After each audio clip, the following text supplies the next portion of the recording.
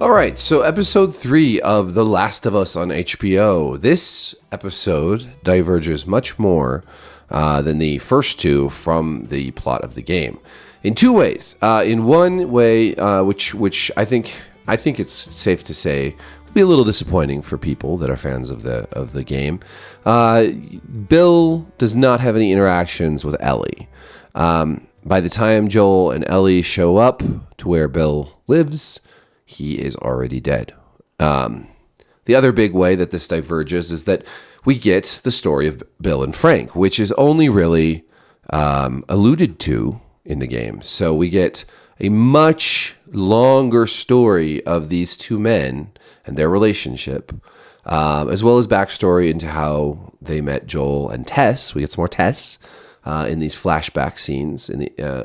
But the episode is broken down into really two different plots. The smaller one follows Joel and Ellie after leaving Boston and Tess's death, and sort of the beginnings of them starting to bond and sort of set aside the animosity that's defined their relationship to this point.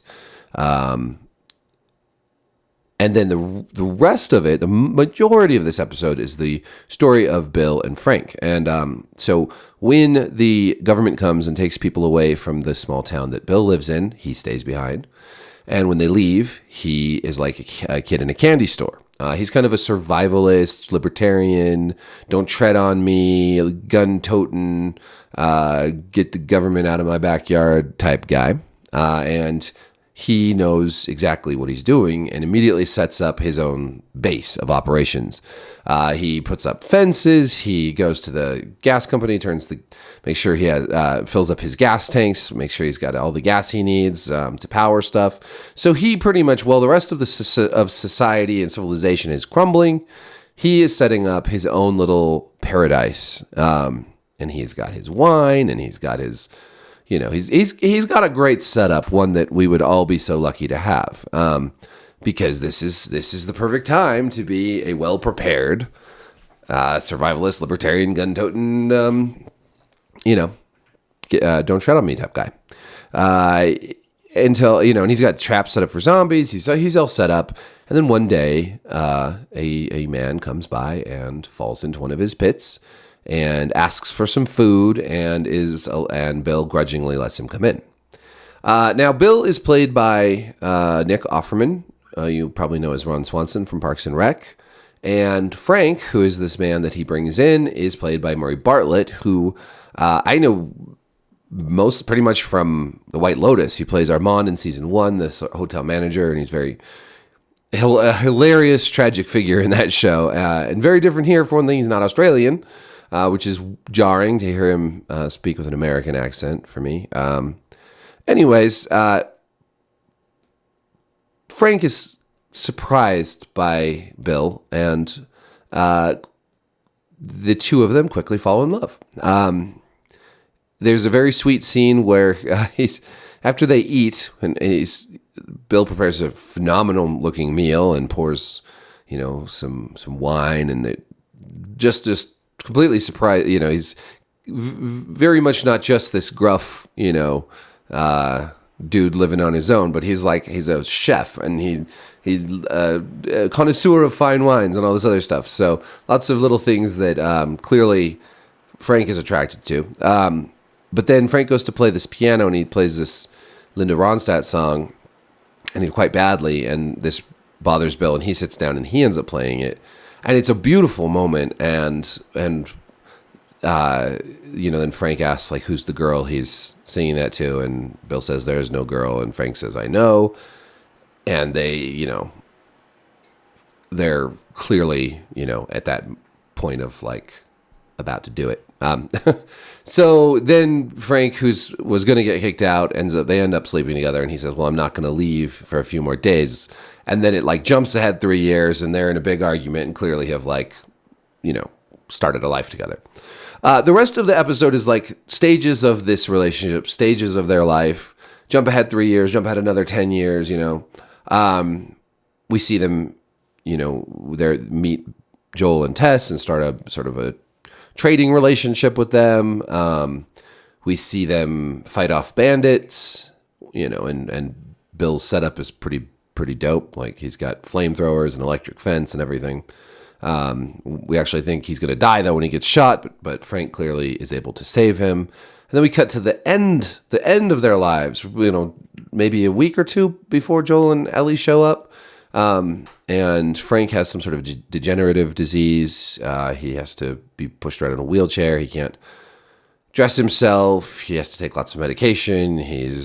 Can't get in and out of bed by himself. And he wants to end it. He wants to commit suicide because he just doesn't want to deal with this anymore. And he wants Bill to give him one more good day. And they want to get married and all this stuff. And this whole episode is just filled with these sort of beautiful, sad, moving moments. And like earlier, there's a scene where Frank surprises Bill with a strawberry patch that he's grown.